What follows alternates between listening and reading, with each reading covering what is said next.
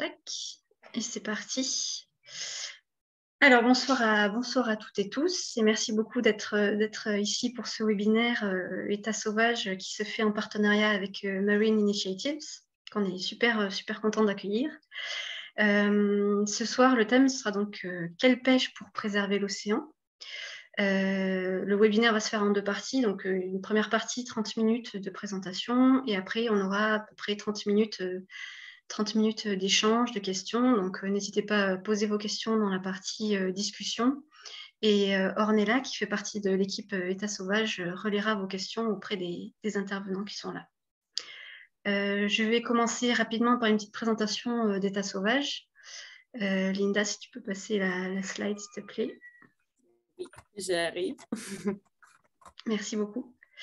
Donc, État sauvage, c'est une association qui est toute jeune. Elle a été créée en 2019 avec pour raison d'être d'encourager et de renforcer les liens positifs que l'humanité entretient avec la nature.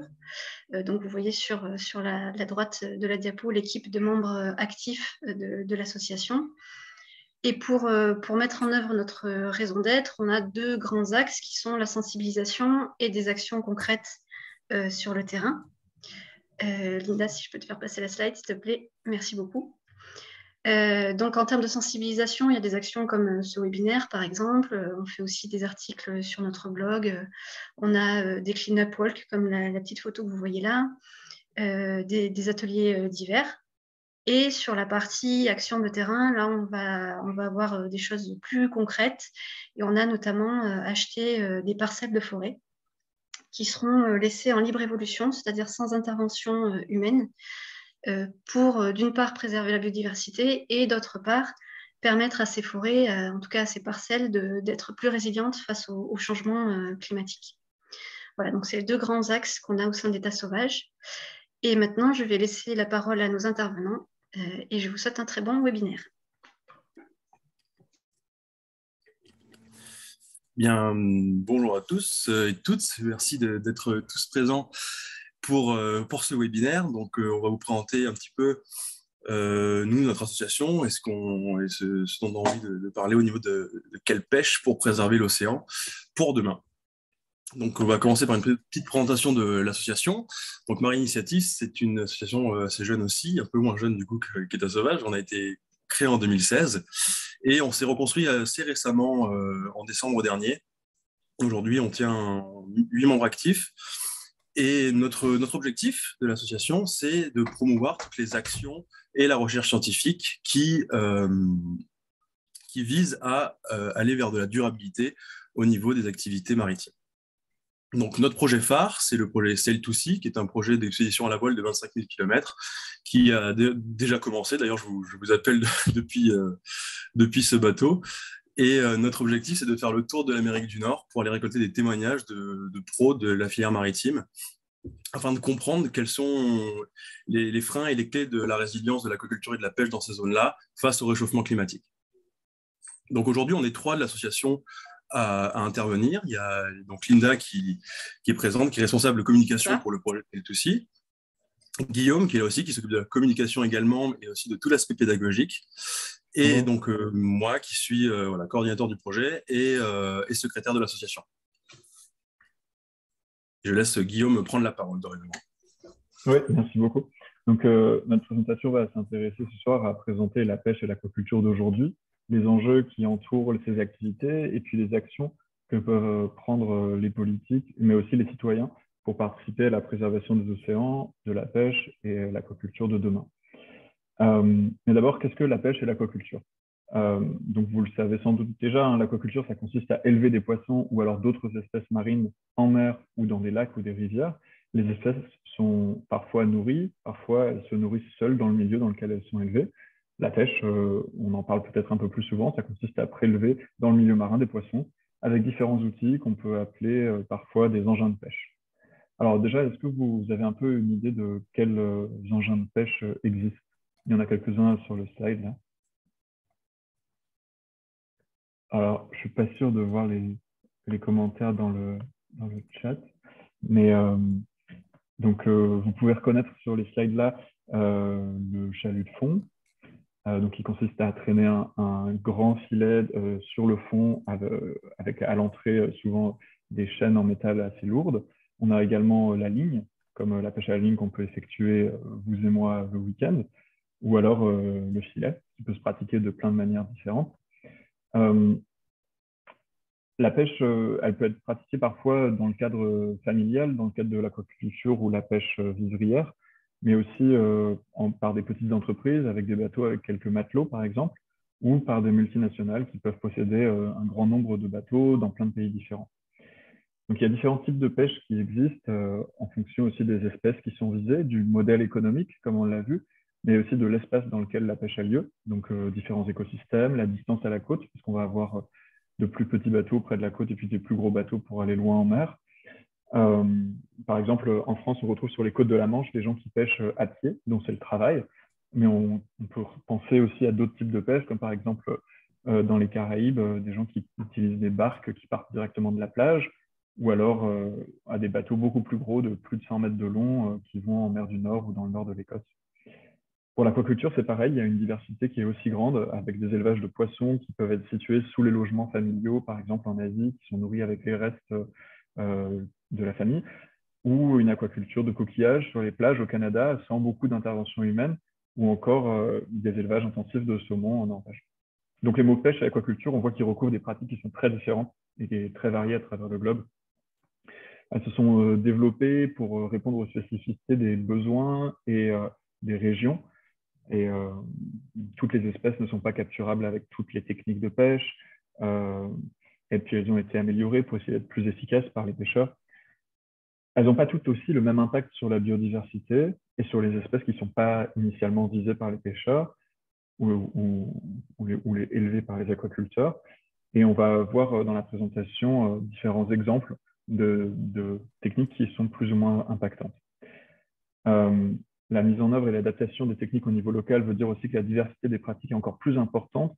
Et donc, il faut bien voir la façon dont elle est mise en œuvre pour comprendre comment est-ce que c'est opéré. Oui, merci Linda. On peut aller à la slide suivante. Et là, c'était vous poser un peu la question des enjeux pour ces activités.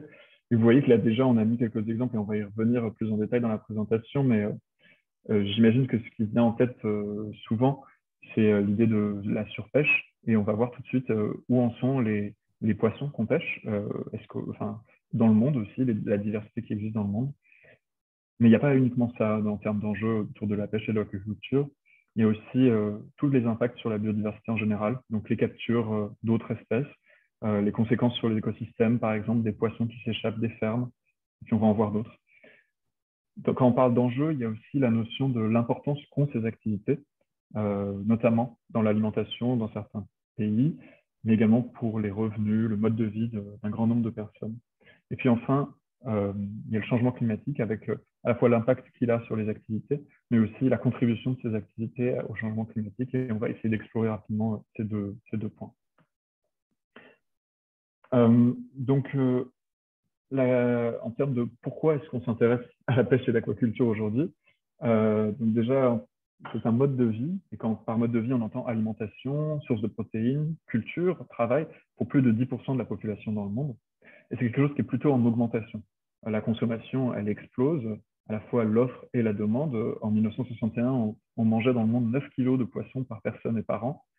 Et en 2017, on en mangeait 20 kilos par personne et par an. Il y a eu plus de production, plus de moyens financiers pour les populations, notamment en Asie et en Afrique. Une réduction des pertes en ligne dans la production grâce aux technologies de chaîne du froid, mais également un intérêt en Europe et aux États-Unis qui est grandissant pour les propriétés autour de l'équilibre alimentaire et de la santé. Dans le monde, le poisson correspond à 17% des protéines animales et 7% de l'ensemble des protéines consommées. Bon, chaque pays ne pêche pas de la même manière et on voit que la pêche est très importante en termes de production en Asie, en Chine, en Indonésie notamment. Mais en fait, c'est sur tous les continents qu'on retrouve de la pêche. C'est aussi un produit qui est extrêmement exporté. C'est donc une activité qui est primordiale, mais il faut regarder d'abord comment sont produits la majorité des poissons dans le monde. Et là, si on regarde, en fait, la pêche en mer, ça représente, on va voir sur la slide suivante, la pêche en mer, ça représente moins de 50% de l'ensemble des poissons qui sont produits.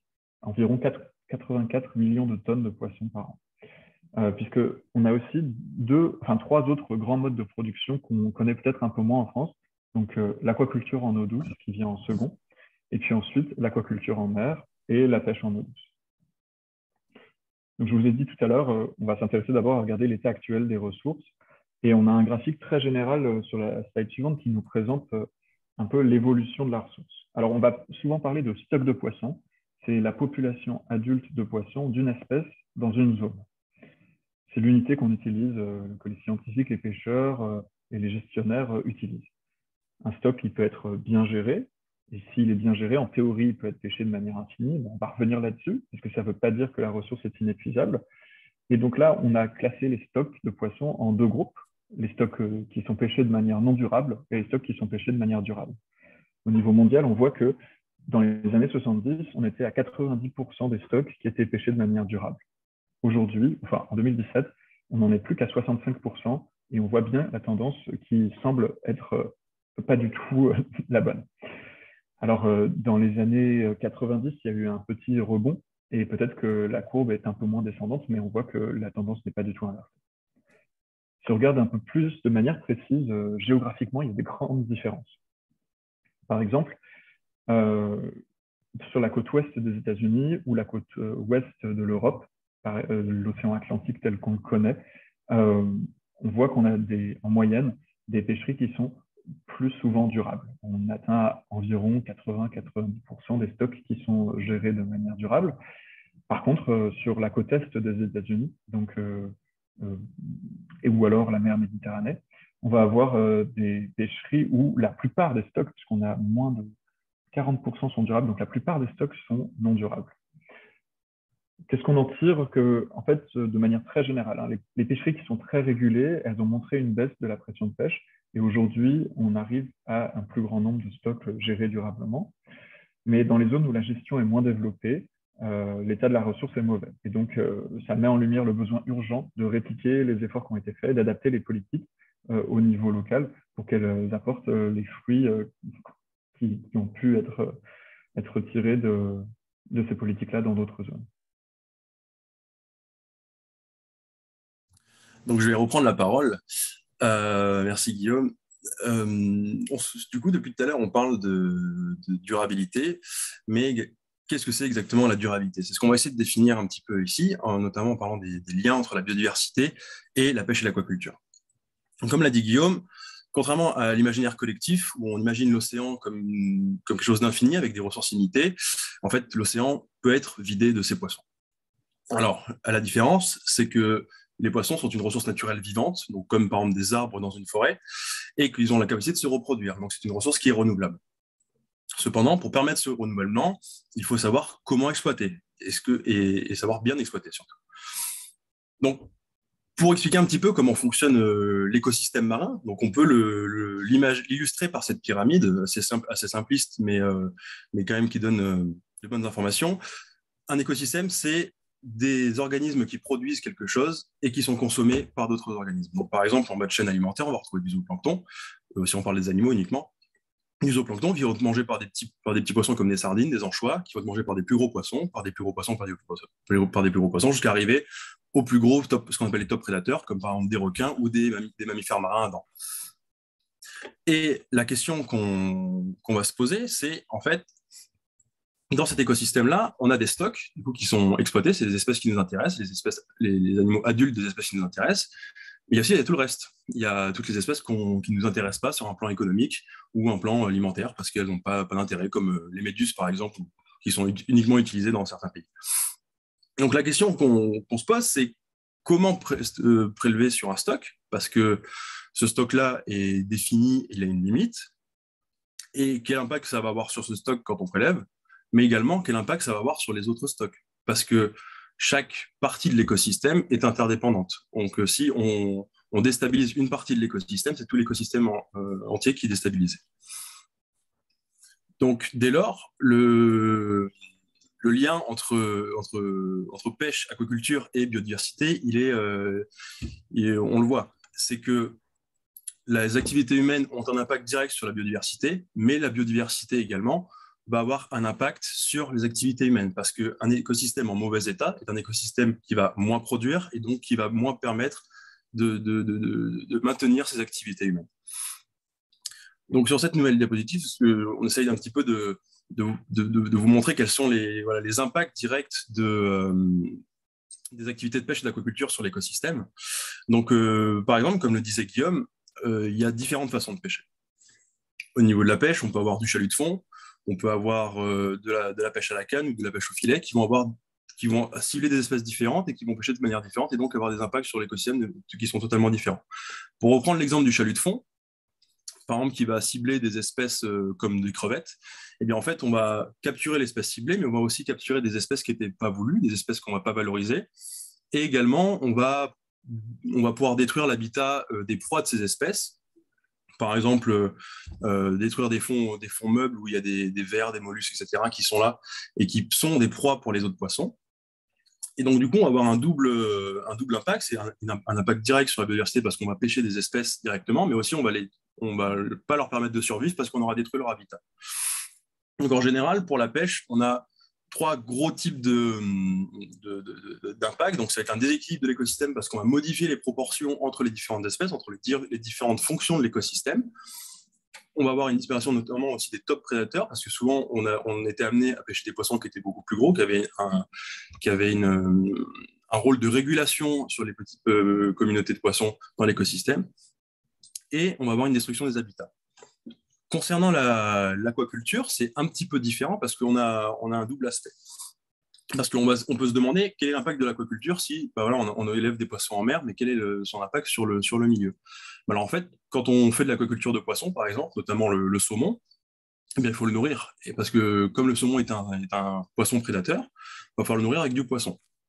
Et c'est le cas, notamment, l'utilité de la pêche minotière, donc notamment sur les côtes de l'Amérique du Sud.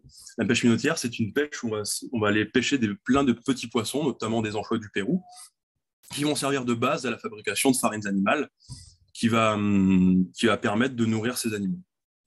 Mais également, le fait d'augmenter la densité d'animaux dans un même endroit, eh bien, ça va induire une certaine pollution de l'eau, parce qu'on va avoir beaucoup d'animaux au même endroit qui font aussi leur pipi et leur caca, et qui va avoir un impact direct sur la chimie de l'eau, et donc sur la qualité de l'eau de l'écosystème et sur son fonctionnement. Et un dernier exemple, c'est aussi l'introduction d'espèces invasives, avec un exemple que vous connaissez plutôt bien, parce que vous l'avez souvent dans vos assiettes à Noël, c'est le cas de l'huître creuse du Pacifique, donc, qui est l'huître qu'on mange souvent et qui est élevée en immense majorité en France. Mais en fait, voilà, cette espèce vient du Pacifique et elle a amené avec elle un bon nombre d'espèces qui n'étaient pas de notre écosystème. Et aujourd'hui, on se retrouve dans certains endroits à avoir des différences et des changements de biodiversité parce qu'en fait, ces espèces qui n'étaient pas présentes initialement dans l'écosystème ont pris la place d'espèces autochtones, comme par exemple les huîtres creuses, les huîtres plates, pardon. Donc, on voit la durabilité de la pêche et de l'aquaculture, donc c'est premièrement une question qui va être écologique, parce qu'on va considérer donc la ressource comme un stock renouvelable, donc on ne doit pas dépasser les limites, et aussi donc l'écosystème, c'est un milieu qu'il faut préserver en termes d'habitat et en termes de qualité. Mais derrière cet aspect écologique, il réside aussi un aspect économique et social, qui est à l'origine de débats houleux entre les ONG, les industriels et les politiques, parce qu'on peut avoir des intérêts qui sont totalement différents entre des lobbies qui vont vouloir préserver l'écosystème à tout prix et d'autres lobbies industriels qui vont pouvoir préférer qu'on préserve l'activité de pêche ou d'aquaculture. Donc, comme pour tout, la solution est souvent un petit peu dans la mesure. Et c'est pour ça qu'il va falloir essayer de repenser un petit peu notre façon de concevoir la société et les écosystèmes. Parce que, Linda, si tu peux changer de diapo, s'il te plaît. Parce que chaque société, du coup, elle est intrinsèquement liée aux écosystèmes marins qui l'abordent, car elle retire de nombreux services, qu'on appelle les services écosystémiques. Donc, au lieu de voir avec la vision traditionnelle deux choses séparées, donc la société d'un côté et l'écosystème de l'autre, il faut plutôt repenser ça comme un socio-écosystème, donc comme une unité qui fonctionne de concert. On va appeler ici un socio-écosystème halieutique et aquacole.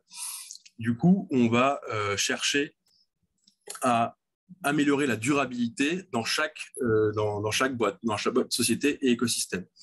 Du coup, pour donner un petit peu de théorie et très rapidement sur ce que ça peut être un socio-écosystème, voilà, c'est vraiment deux systèmes qui fonctionnent ensemble. D'un côté, la société avec ses acteurs, qui soient politiques, économiques, individuels, qui sont orchestrés par des valeurs culturelles et des processus socio-économiques.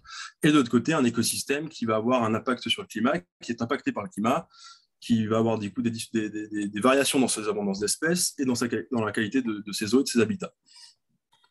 Donc l'objectif de l'avenir, c'est d'améliorer un petit peu notre façon de gérer les ressources, parce qu'en fait, on voit que la gestion des stocks par stock est limitée et qu'il faut essayer de voir un petit peu plus grand et plus développé. Donc, quelle durabilité on va essayer d'atteindre pour la société et pour les écosystèmes? D'un côté, pour la société, si on peut changer de diapo, s'il te plaît, pour les sociétés, on va essayer de favoriser la préservation des économies locales, la conservation aussi des patrimoines culturels et matériels, qui est assez importante à l'échelle mondiale, car c'est fait partie aussi du patrimoine mondial. On veut aussi maintenir des conditions de travail qui sont respectueuses des travailleurs et des travailleuses, et un maintien de cet emploi, et notamment aussi dans certaines zones, il y a une priorité qui est la sécurité alimentaire. Et de l'autre côté, pour les écosystèmes, on veut maintenir l'abondance des poissons pour avoir des niveaux qui permettent le renouvellement, mais aussi une conservation des espèces sensibles, comme des espèces qui sont à longue durée de vie, qui ont un turnover plutôt faible, et aussi la protection des habitats et la limitation d'introduction d'espèces. Donc ça, c'est vraiment les grands enjeux qu'on va avoir en termes de durabilité sur la société et les écosystèmes. Et c'est ce dont va vous parler Guillaume juste après. Merci, oui. Donc, pour que les socio-écosystèmes halieutiques et aquacoles y perdurent et inventer des nouveaux modèles, des modèles d'avenir, les activités dont on a parlé, elles doivent faire face à de nombreux défis. On va un peu résumer cet état des lieux en regardant ces enjeux. Le premier enjeu, donc, c'est nourrir et lutter contre la pauvreté. On l'a déjà vu en introduction, le poisson, ça représente une source de nourriture importante, notamment dans certains pays, où c'est une protéine animale à faible coût pour les populations. On a une augmentation de 122% de la consommation totale mondiale de poissons entre les années 90 et aujourd'hui. Et donc, la pérennité de ces activités apparaît primordiale pour répondre à la demande croissante et répondre aux problématiques qui conditionnent l'avenir de la population mondiale. Le deuxième grand défi, donc celui aussi qu'on a évoqué en introduction, donc c'est le changement climatique. Et là, on a deux volets sur lesquels l'aquaculture et la pêche jouent. C'est à la fois le côté atténuation, puisqu'en fait, ces activités émettent du carbone, principalement à travers les moteurs qui sont utilisés sur les bateaux ou la préparation de la nourriture pour l'aquaculture. Chaque technique va avoir un impact plus ou moins fort, et donc même si globalement l'empreinte carbone du poisson est limitée par rapport à d'autres produits animaux, ça reste important et il y a des grandes différences d'une technique à l'autre. Et puis, la pêche et l'aquaculture vont devoir s'adapter, puisque le changement climatique donne lieu à donc, une augmentation des températures, l'acidification et une augmentation du niveau des mers, qui à leur tour vont perturber les courants marins, changer la disposition des stocks de poissons qui vont se déplacer. Des espèces invasives risquent d'apparaître, ou apparaissent déjà, pardon, et des nouvelles maladies également. Donc, les activités vont devoir s'adapter à cela. Et enfin, le troisième gros enjeu qu'on a déjà évoqué là dans la partie précédente, c'est la crise de la biodiversité en général, donc à la fois à cause des autres activités humaines, la pollution en général, mais également les conséquences du tourisme, du transport, et puis l'impact de la pêche et de l'aquaculture directement sur la biodiversité, en plus des stocks qui sont pêchés. Ilan nous a parlé des habitats qui pouvaient être détruits, des autres espèces qui pouvaient être attrapées dans les filets. Il y a également l'introduction de nourriture dans le milieu par l'aquaculture et de déchets plastiques. Et enfin, la sélection qu'opère la pêche quand elle a lieu. Il est possible de travailler à réduire l'impact, tous ces impacts, on peut les réduire, même sans les annuler. Le propre de ces activités, c'est de laisser une empreinte dans le milieu, puisque de toute façon, il s'agit d'un prélèvement. Mais on va voir dans la partie suivante comment est-ce qu'on peut... quelles solutions existent et comment on peut inverser la tendance.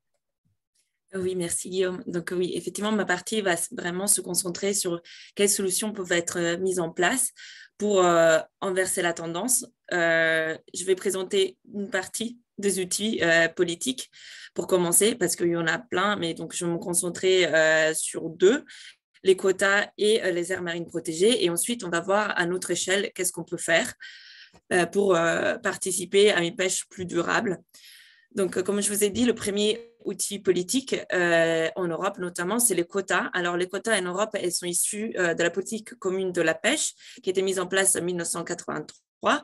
Et donc, l'idée de cette politique, c'était vraiment de mettre en commun les zones exclusives économiques de chaque pays, donc les zones où les pays ont la propriété au niveau de la mer, et donc de mettre en commun. Et donc chaque année, autour de décembre, les ministres chargés de la pêche se regroupent à l'Union européenne pour établir les quotas. Alors les quotas, ils sont établis à partir des TAC. Désolée, bon, image de nourriture à l'heure du repas, mais bon, c'est pour avoir une idée. Donc, l'idée, c'est que le TAC, c'est les totales admissibles de capture pour chaque poisson, pour chaque espèce et par zone, donc par stock. Et donc, là, disons, la taille du gâteau peut changer d'une année à l'autre. Et ensuite, à l'intérieur de ces gâteaux, donc des TAC, on va partager en quotas, qui sont les parties que chaque pays va avoir. Après, on peut bien imaginer que chaque pays va recouper ses quotas pour les pêcheries. Donc, ces quotas sont vraiment des enjeux essentiels économiquement et aussi écologiquement. Et à chaque fois, ils sont sujets à des débats assez houleux, et que ce soit du côté, par exemple, des associations qui peuvent trouver qu'elles ne sont pas assez ambitieuses, que des associations de protection de l'environnement, que du côté des pêcheurs qui vont du coup les vivre comme de manière un peu trop restrictive. On pourra continuer à échanger de nos échanges sur ce sujet. Donc, le deuxième outil politique, c'est les aires marines protégées. Alors, les aires marines protégées sont des zones délimitées en mer où tout ou une partie des usages sont restreints afin de minimiser les impacts sur la biodiversité. Donc, il peut y avoir plus ou moins de restrictions par chaque aire marine protégée, en allant par une aire marine protégée totalement, donc on dit totalement protégée, jusqu'à des aires marines protégées qui sont plutôt partiellement protégées. Et donc, ce qui change, c'est qu'est-ce qui est permis ou pas de faire dans ces zones-là. Pour avoir un petit cadre, dans les eaux françaises, 33% des eaux françaises sont couvertes par au moins une aire marine protégée à l'heure actuelle, mais il faut savoir que seulement 1% de ces zones-là sont entièrement protégées, c'est-à-dire qu'il y a le niveau de protection le plus fort.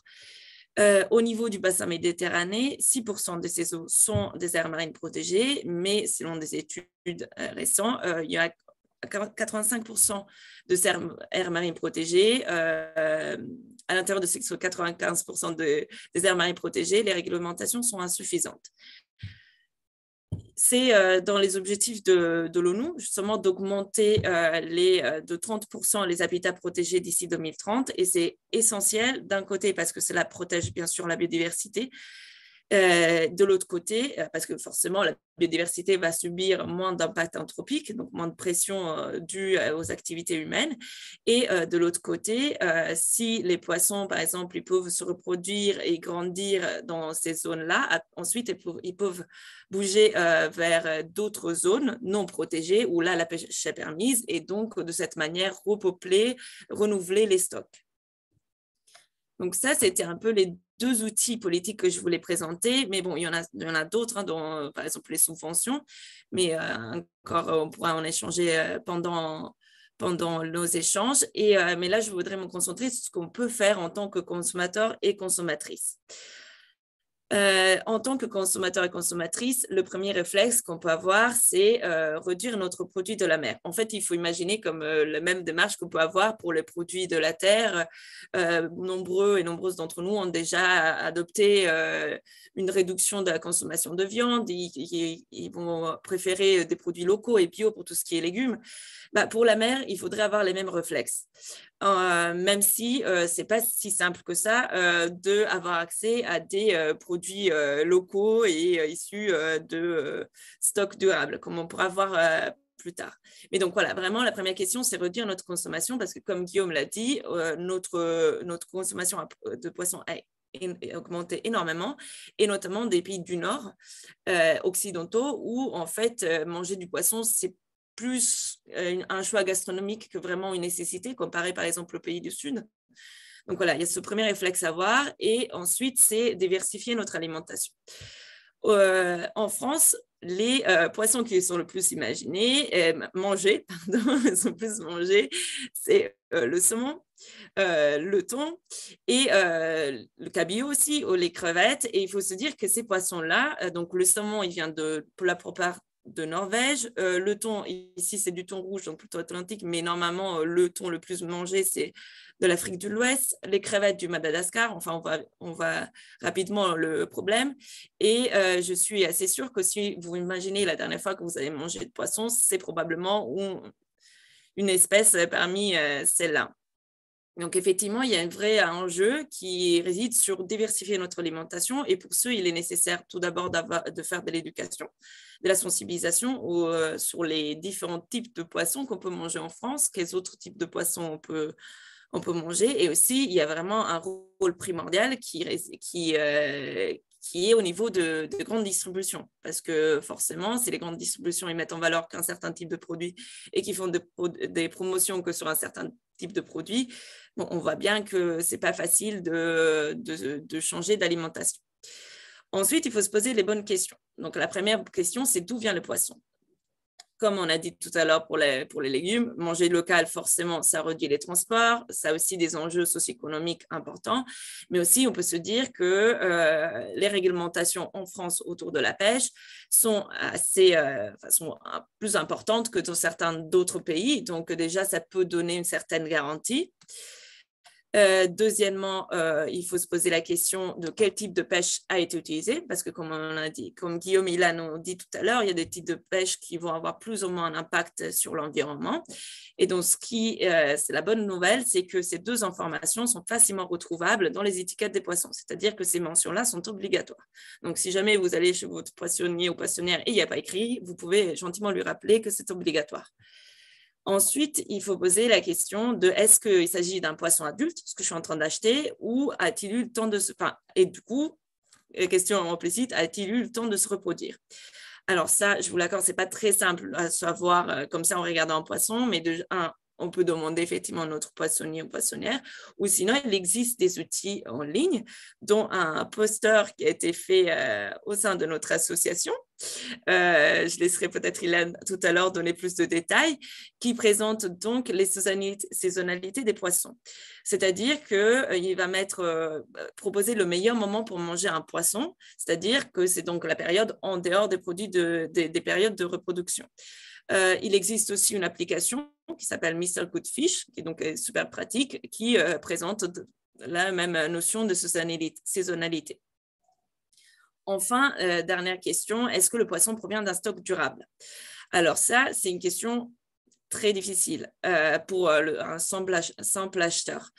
Il existe pareil des guides d'achat comme celui de WWF qui présente l'état des stocks de l'espèce par zone. Donc, on peut avoir un ordre d'idée à travers ce site-là. Et ensuite, il existe aussi des labels. Je ne sais pas si vous connaissez de labels de votre côté. Bon, pas trop. Et effectivement, il y a des labels, ça existe, il y a des labels qui existent, un peu comme pour le bio. Et le plus connu est sûrement celui MSC, qui par contre, effectivement, selon une enquête, il a été connu que par 60% des consommateurs. Donc déjà, ce n'est pas non plus super répandu. Donc ici, je vous ai mis tout un panel, mais effectivement, je voudrais me concentrer sur ce dernier panel, qui est Marine Stewart Council. Et donc, en fait, c'est un label qui a été mis en place en 1997, si je ne me trompe pas, par initiative de WWF avec Unilever, donc, qui est un géant de l'agroalimentaire. Mais donc, le principe autour de ce label-là, c'était de faire, d'avoir un label qui soit indépendant de l'industrie pêchère et que se base sur des critères donc, de stock de poissons durables. Donc, effectivement, est-ce que le poisson a eu le temps de se renouveler, impact environnemental minimisé de la pêcherie et une gestion efficace. Donc, ce label, donc, il est apposé pas tant au produit, mais à la pêcherie qui va pêcher ce produit-là. Cependant, donc il y a eu, donc c'est déjà ça peut déjà pas mal guider, mais il y a quand même nombreuses critiques autour de ce label-là. D'un côté, le fait que c'est effectivement un label privé, donc coûteux. Et donc forcément, ça va être plutôt les pêcheries industrielles et avec plus gros revenus qui vont avoir la possibilité de payer pour avoir ce label-là. En deuxième aussi, pour la notion d'impact environnemental, c'est un peu flou qu'est-ce qu'eux, ils considèrent comme impact environnemental. Donc déjà, les facteurs qui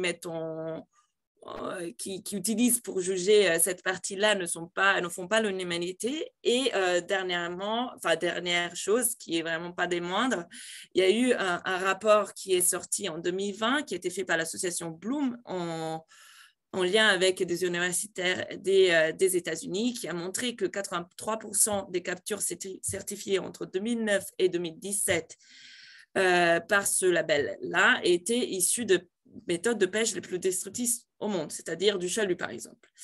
Donc, tout ça pour dire qu'effectivement, les labels, il ne faut pas non plus les suivre à l'aveugle. Il faut quand même toujours garder à l'esprit, avoir cet esprit critique et se poser les questions que je vous ai montrées tout à l'heure pour avoir une vraie démarche. Et donc, effectivement, effectivement, en tant qu'acheteur, si on achète de plus en plus de produits avec ce label-là, on donne une certaine idée de ce qu'on a envie d'acheter et donc ça peut faire levier. Mais il faut aussi déculpabiliser. Effectivement, il y a quand même le rôle primordial qui est au sein des gouvernements qui doivent mettre en place des restrictions et des mesures pour réglementer au mieux la pêche. Alors, moi, j'en ai fini pour ma partie. Donc, je ne sais pas si vous avez des questions. Alors, merci beaucoup à tous les trois. Merci, c'était super clair. On a eu plusieurs questions dans le chat. On peut peut-être d'ailleurs commencer par celle qui vient d'arriver. J'avais posé la même. En fait, effectivement, il y a un décret qui est passé en avril pour affaiblir, enfin, en tout cas de ma compréhension, qui affaiblit les zones de protection marine dont vous avez parlé. Est-ce que vous pouvez nous en dire plus? Et voilà, est-ce qu'il y a des recours?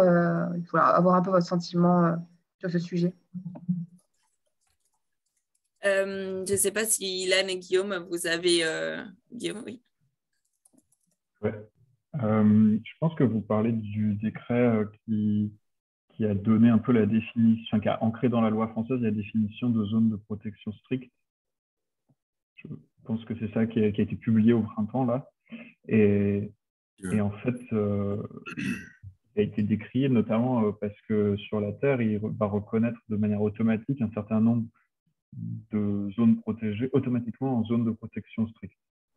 Il y a un peu cette idée aussi pour les zones maritimes, même si c'est moins le cas que sur la Terre.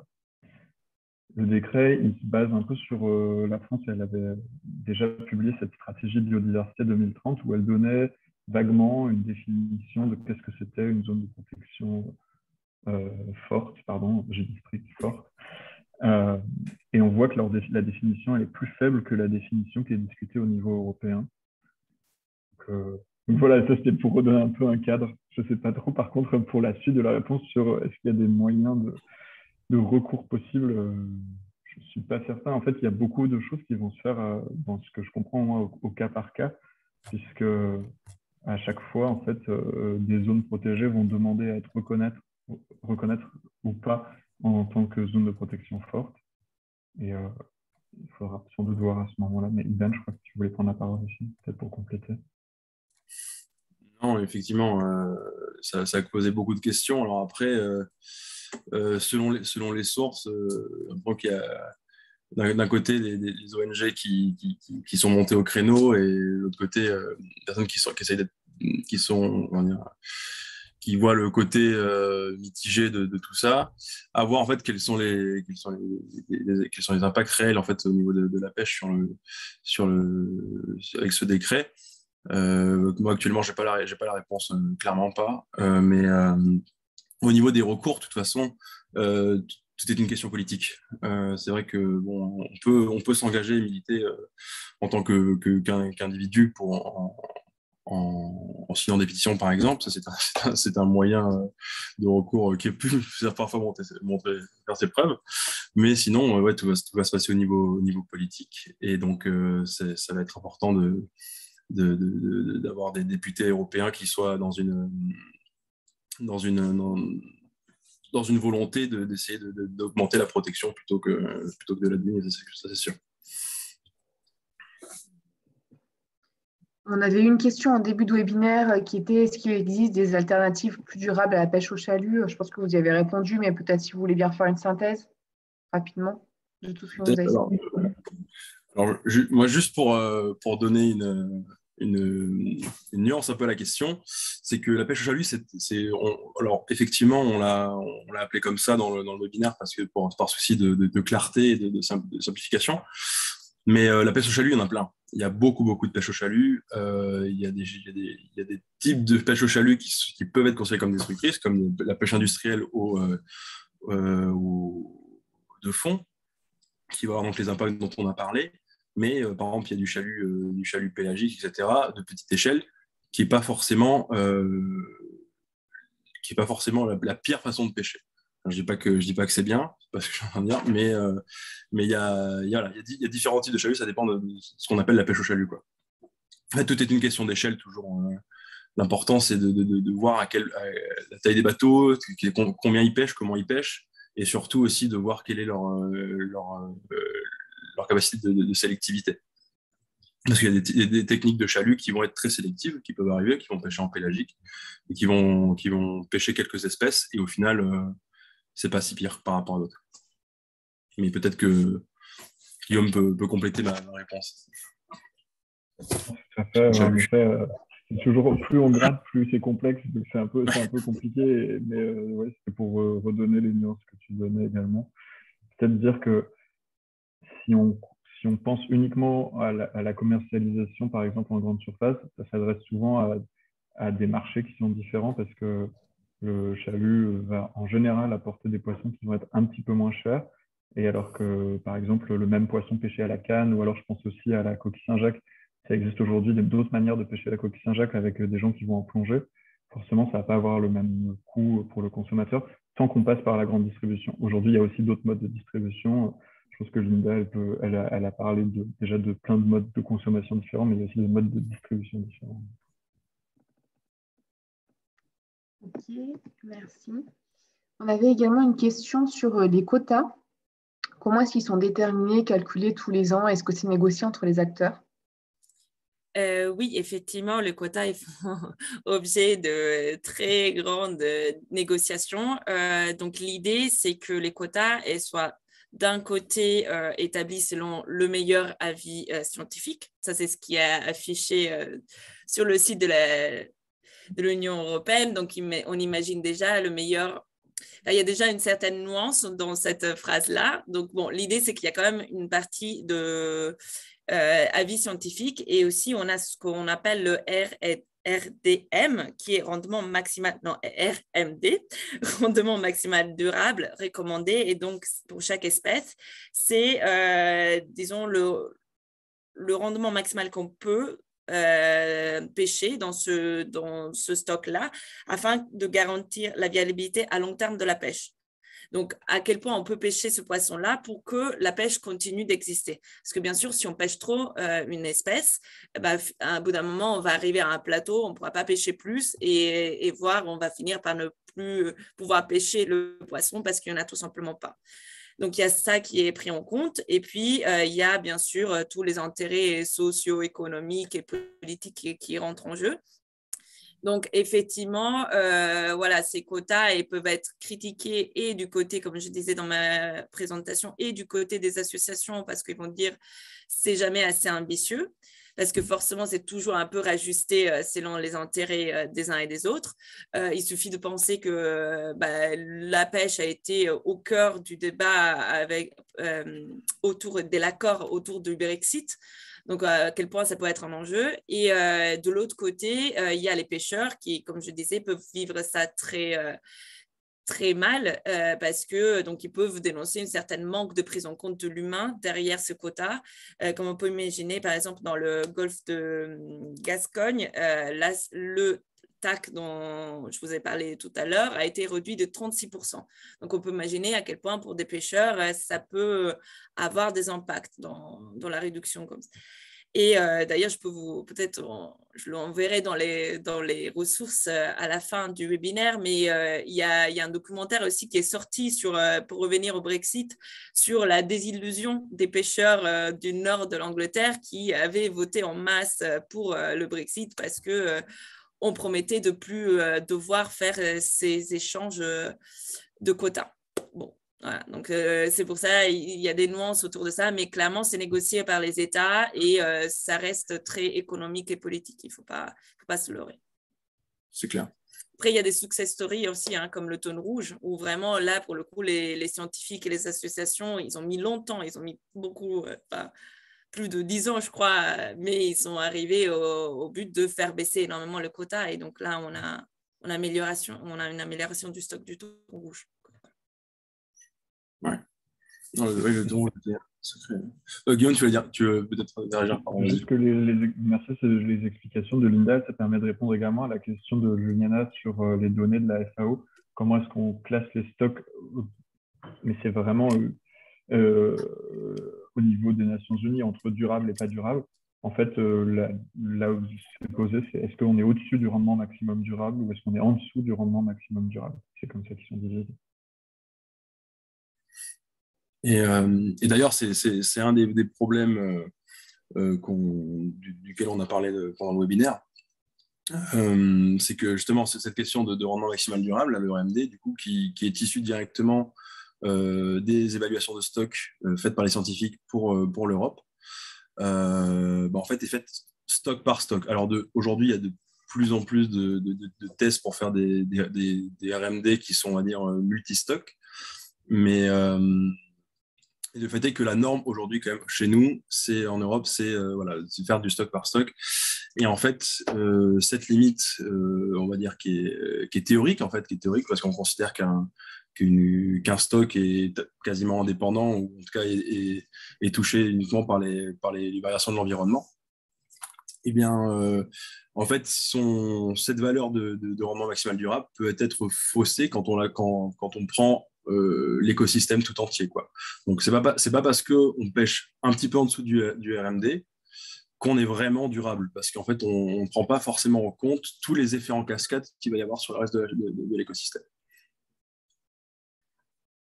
Ok, merci pour rester peut-être sur cette thématique un peu de stock, de seuil. On avait une question sur la feuille de route à venir par les contrôleurs de pêche au niveau mondial. Et la personne se demandait aussi si cette feuille de route était uniforme et validée par chaque pays exploitant. Ou s'il existait, d'ailleurs, vous la voyez à l'écran, c'était la question, s'il existait après des spécificités à chaque pays. En tout cas, ce qui est sûr, je vais commencer. J'aurais clairement pas toute la réponse parce que c'est assez complexe comme question, parce qu'effectivement, on a des façons de gérer la pêche de façon très très différente à travers le monde. Il est vrai que il y a plusieurs modèles, en tout cas dans les pays du Nord, dans les pays occidentaux. Donc nous, en Europe, on a notre système qui fonctionne, on va dire, correctement, qui arrive à faire des choses. Donc avec des scientifiques qui produisent des avis qui sont remontés ensuite aux politiques qui ont d'autres conseils scientifiques, etc., et qui déterminent les TAC avec des acteurs économiques. Et après, il y a par exemple le cas du Canada, qui lui va avoir une vision très écosystémique de sa gestion des pêches, vraiment par zone, très, très, très, très limitée. C'est beaucoup moins grand en termes d'échelle que chez nous. Et après, il y a les pays du Sud qui vont parfois avoir des façons de voir, on va dire, très, très communautaires, en fait. C'est chaque communauté qui va pouvoir un petit peu s'autogérer à certains endroits. Comme par exemple au Mexique, là, j'en parle un petit peu parce que le projet Celtusi va y passer, mais On a des communautés dans certains États du Mexique qui sont très indépendantes au niveau de leur gestion des pêches. Il y a en gros des directions nationales, mais chacun fait un peu comme il peut, comme il veut. Et le fait est que ça a l'air de fonctionner aussi quand on donne aux personnes un peu le pouvoir. Donc, c'est difficile de donner la route à venir parce que voilà, chacun a ses intérêts économiques. Chaque pays ou groupement d'États va avoir des fonctionnements différents, des politiques qui sont très différentes aussi. Donc, c'est difficile de répondre voilà, à une tendance mondiale. Peut-être qu'il y a quand même une prise de conscience, ça faut le souligner quand même, et l'état des stocks, en tout cas en Europe, a tendance à s'améliorer. Mais voilà, en fait, on a vraiment ces grosses différences géographiques qui sont dures à outrepasser pour avoir voilà, que tout le monde aille main dans la main vers une direction, on va dire, un peu plus durable, quoi. Peut-être pour compléter, juste, je pourrais pas, pareil, je pourrais pas vraiment répondre. Enfin, je suis pas sûre que ça réponde totalement à la question parce qu'effectivement, la gouvernance de l'océan et des mers est très très complexe. Il faudrait faire tout un sujet autour de ça. Effectivement, il y a un peu un fondement qui est la Convention de droit de la mer qui a été mis en place en 1983, qui est un peu global, mais après il y a des trucs très régionaux. Donc voilà, c'est effectivement assez complexe. Mais par contre, moi je peux dire qu'il y a un enjeu qui est en train de se jouer vraiment actuellement, qui est autour de la BBNJ. Je vais rapidement vous expliquer. En fait, justement, avec cette convention de droit de la mer dont je vous avais parlé au début, on a établi ce que sont les zones économiques d'exclusion. Donc, ce sont les zones qui sont jusqu'à 360 km de la côte. Et donc, c'est des zones où le droit du pays régit. Et donc, le pays est propriétaire des ressources qui sont dans ces zones-là. En dehors de ces zones-là, on a tout ce qu'on appelle zone d'haute mer en dehors de la juridiction nationale, ZAJN. Je ne sais plus exactement l'ordre, mais c'est ça le concept. Et donc, ce sont des zones qui sont de tout le monde et de personnes à la fois. Donc, il y a vraiment un enjeu très important dans ces zones-là parce qu'effectivement, il va falloir trouver une manière de réguler les usages et dans ces zones-là, y compris la pêche. Parce qu'il faut savoir que pour le moment, par exemple, la colonne d'eau de ces zones-là, les réglementations qui s'appliquent dans la colonne d'eau, donc dans la pêche, sont celles de la nationalité du bateau. Donc voilà, on peut imaginer que rapidement, si ça vient d'un pays où ce n'est pas très réglementé, ça peut poser de problème. Et le fond, pour le coup, c'est un bien commun, donc c'est encore différent. Donc c'est vraiment là, je crois que la 5e session aura lieu en août. Et donc vraiment là, il y a un réel enjeu de protection à ce moment-là. Et puis, on peut aussi penser au COP autour de la biodiversité, la COP 15, et donc où il est vraiment notamment question d'augmenter les aires marines protégées. Et dernièrement, il y a eu aussi, pour rajouter, il y a eu le One Ocean Summit qui a eu lieu en janvier, si je ne me trompe pas, à Brest, qui a fait beaucoup parler, beaucoup couler d'encre, je pense, avec beaucoup d'annonces, on va dire, positive en tout cas d'espoir et d'engagement des États pour un océan durable. À voir comment ça se... Parce que là, voilà, c'était des rencontres et des engagements, mais est-ce que les choses ne sont pas posées sur le papier, dans le marbre pour l'instant, donc on attend. Mais il y a des rendez-vous et il y a des choses qui sont dites, des choses qui sont faites. On va dire que la prise de conscience est là. On attend les actions maintenant. Ok, alors une autre question, on peut encore en prendre deux. Est-ce qu'il y a des exemples de sociétés qui ont été bouleversées par la surpêche et au contraire des sociétés qui ont su atteindre la durabilité? Peut-être. Dans Linda, je ne sais pas si tu peux mettre la diapositive sur les différentes ressources qu'on avait déjà rassemblées, même si on sans doute qu'on complétera également. Tu en as déjà évoqué une tout à l'heure. Parmi celles-là, il y a un livre qui parle justement d'un des bouleversements qui avait eu lieu dans toute la société au Canada, dans la province de Terre-Neuve, suite à la disparition de la morue de Terre-Neuve, donc qui était une grande pêcherie très connue, très importante à la fois pour l'Europe de l'Ouest, du Portugal à la France, mais aussi pour le Canada et les États-Unis, et dont le stock a été extrêmement surpêché pendant des années et a presque complètement disparu. Et en fait, dans ce livre qui est disponible en anglais, mais il explique très bien, et je pense qu'il y a énormément de reportages qui ont été faits également sur la question, à quel point en fait cette province du Canada, qui était une des plus pauvres, tirait toute sa richesse de l'industrie de la pêche et comment cette industrie a complètement disparu suite à la disparition du stock. Alors, ils ont essayé à la fois, il y a eu énormément d'argent public qui a été mis pour reformer les gens, pour leur donner un autre travail. On donnait même de l'argent aux gens pour qu'ils changent de province et aillent travailler autre part au Canada. Ils ont essayé de préserver une petite pêche qui s'intéressait à d'autres stocks, comme par exemple le homard ou d'autres types de poissons.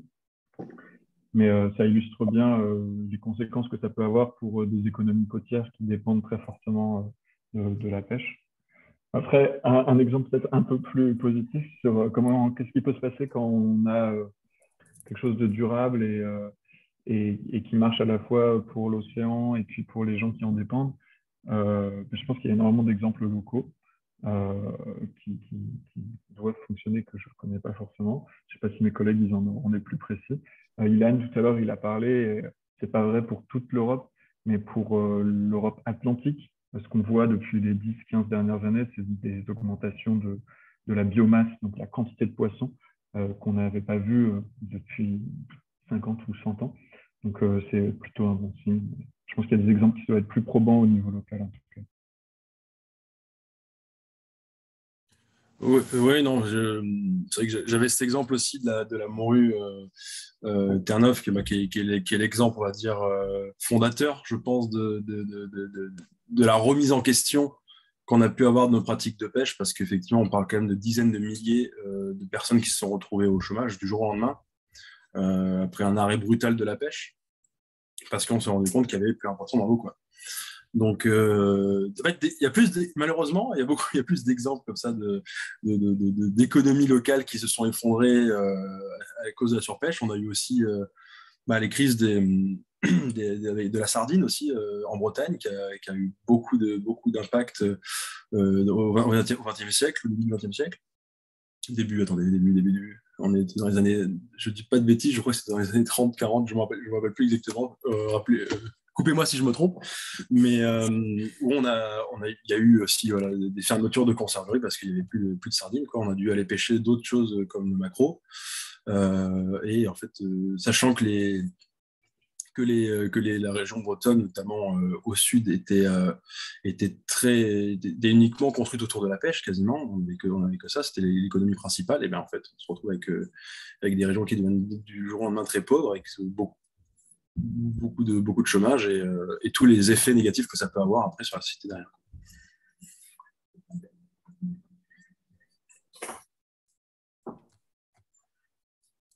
Super, merci. Peut-être une dernière question.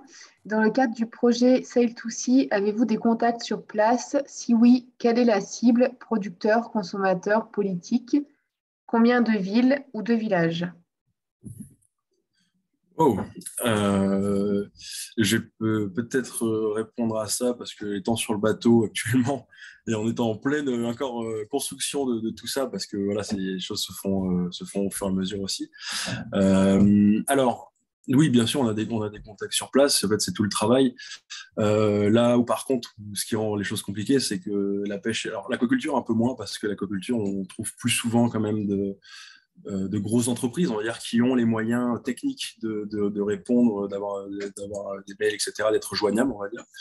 Là où la pêche, ça reste encore beaucoup quand même de bateaux, de patrons pêcheurs qui sont indépendants.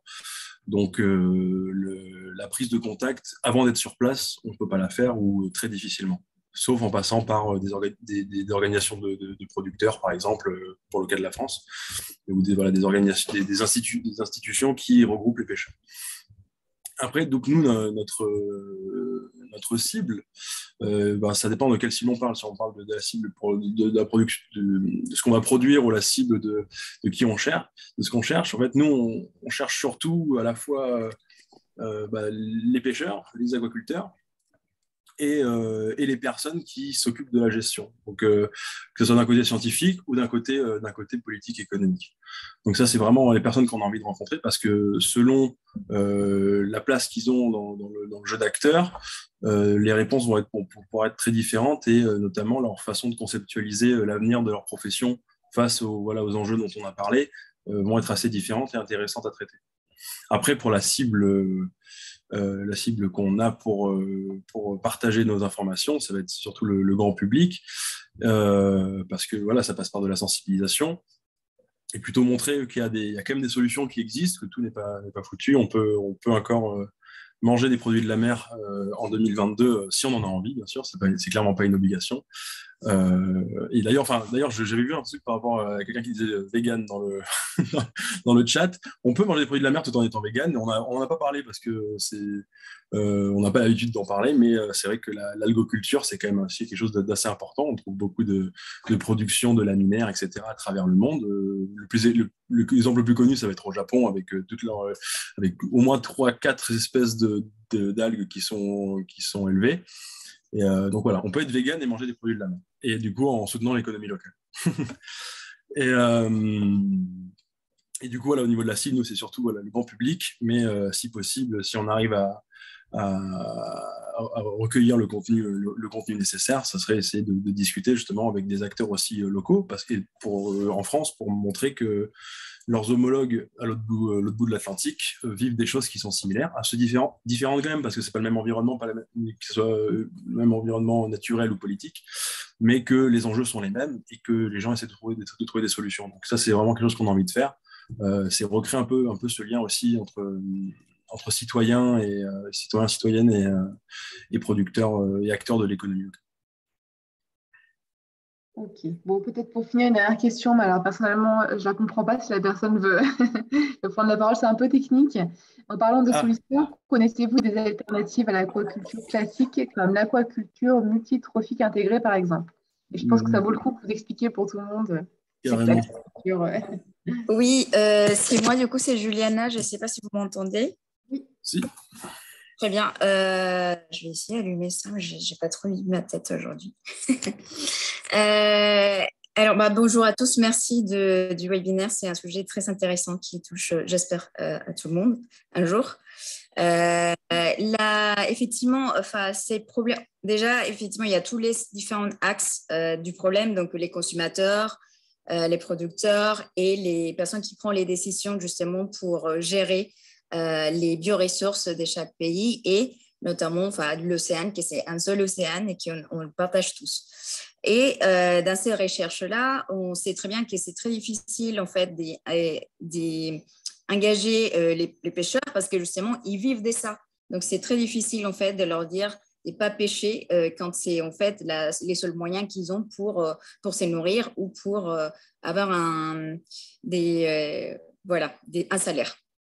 Et donc, dans ces recherches-là, on a des projets à l'échelle européenne qui travaillent sur ces alternatives et notamment, du coup, l'aquaculture multitrophique intégrée qui cherche un peu à changer l'aquaculture classique et en essayant de faire et de développer un système qui cherche une économie circulaire, c'est-à-dire que j'ai différentes espèces dans mon système, minimum 2, mais pour la plupart 3.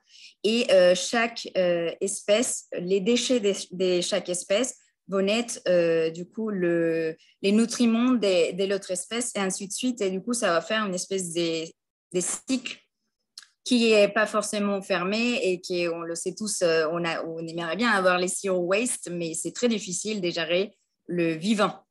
Parce qu'effectivement, on a des déchets, mais dans les déchets, il y a des choses que l'autre espèce va consommer, mais il y a des autres parties qui ne vont pas être consommées et donc, voilà, qu'il faudrait gérer. Mais c'est une des options, Et notamment, on essaye justement dans ces projets-là d'approcher les producteurs, déjà pour comprendre leur système et comment ça marche. Et en vrai, c'est très difficile. On a du mal à qu'ils soient vraiment à l'aise à nous partager des infos, par exemple, combien de tonnes ils produisent ou ces genres de choses. Et notamment, quand tu parlais des algues, dans les systèmes de l'aquaculture multitrophique intégrée, il y a beaucoup, beaucoup d'algues.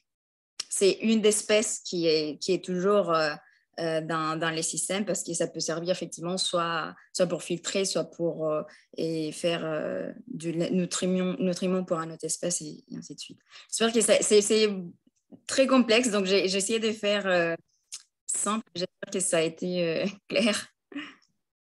C'était clair. super clair. Merci pour l'intervention, Géla. C'est très intéressant et tu as expliqué l'MTA de façon très, très, très simple, plus que je n'aurais pu le faire, je pense.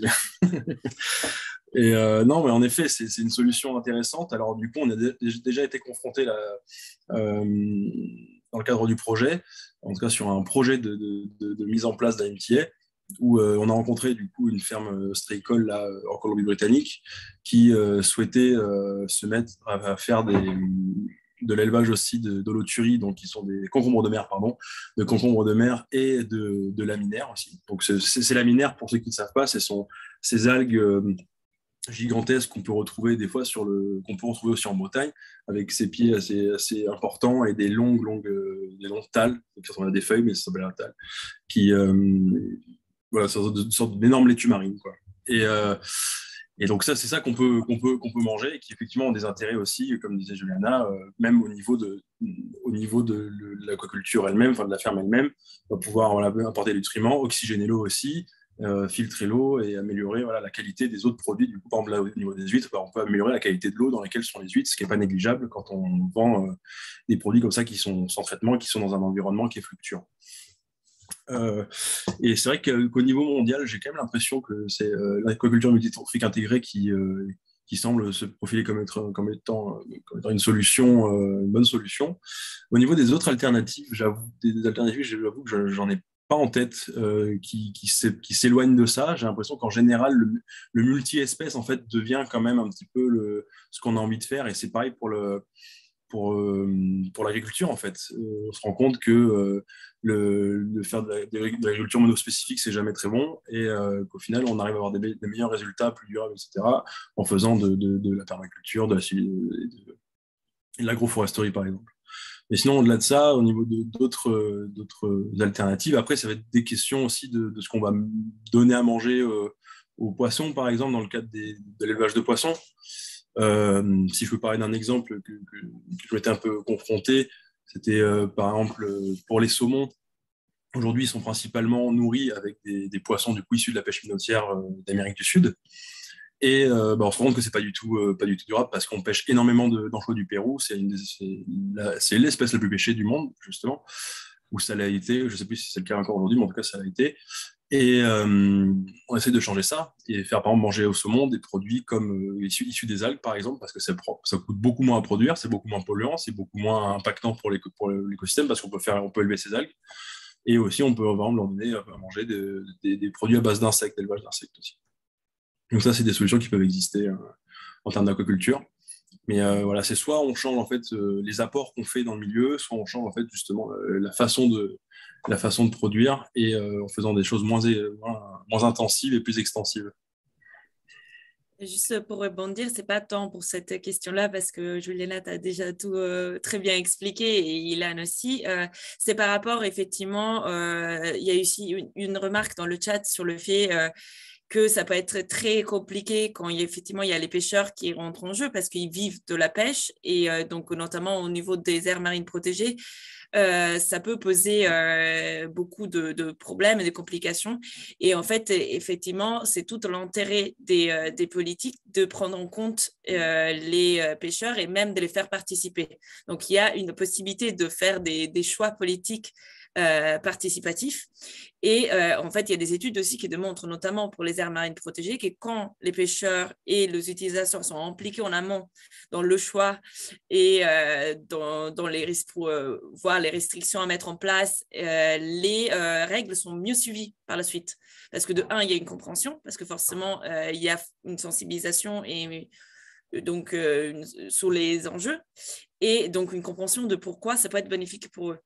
Donc clairement, ça peut être un petit peu utopiste, mais je ne vois pas trop comment on peut s'en sortir si on ne prend pas en compte tous les échelles et que ça soit consommateur, plutôt local, pêcheur et la plus grande échelle au niveau des gouvernements.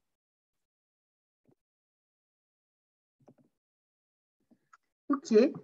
Bah, écoutez, je vous propose qu'on en reste là. Très bien. Merci beaucoup. Si je peux juste rajouter quelque chose au niveau des ressources, pardon. Donc, si vous êtes intéressé par améliorer votre consommation de produits de la mer, je fais notre petite pub pour l'association. Donc voilà, Julina a parlé du poster qu'on a fait en collaboration avec Guillaume Crozet, qui est une data analyst.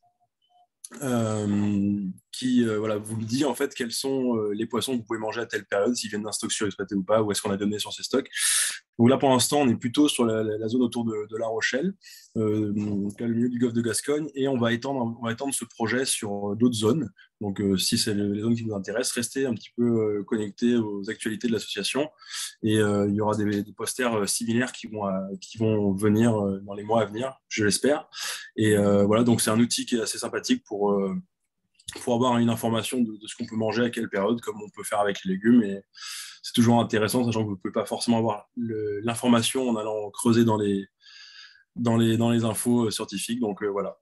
Merci en tout cas d'avoir été toutes et tous là.